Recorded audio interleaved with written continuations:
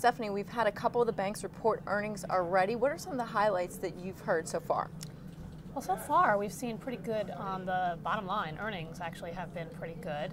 And the trends are mortgage production, very strong. We've also seen better capital markets, particularly FICC trading. Basically, we knew the numbers were going to be better, but Citigroup had a 31% increase sequential in FICC trading, and JP Morgan had about an 8% increase, which is impressive in itself. So expect more to come, particularly the companies that have more exposure, like Goldman Sachs and Morgan Stanley.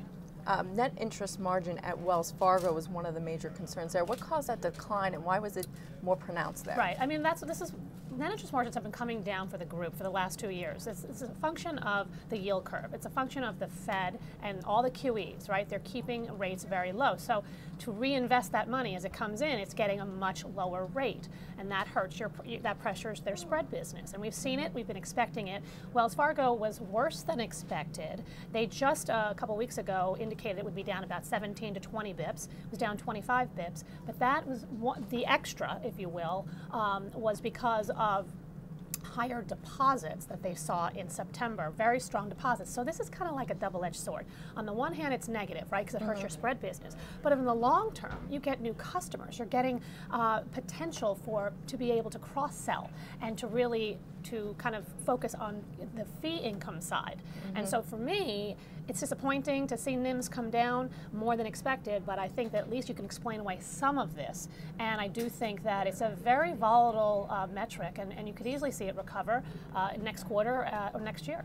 We haven't heard too much from the regional banks just yet. I think we get Key later this week. What are you expecting from that based on what you've heard from these other big banks? Right, so Key has a lot more exposure on the commercial and industrial side in terms of loans. And C&I loans have actually held up very strong. In fact, in the most recent data points that we've gotten from the industry, 15.5% year over year growth in C&I loans. So that should actually help them. The story with Key is really more an efficiency ratio story. It's the cost-cutting measures that they have been aggressively focusing on. So I think that we will continue to see their efficiency ratio come down. C&I loans continue to work higher. Their NIM certainly could be under pressure, but I think it's actually going to be better than the industry average.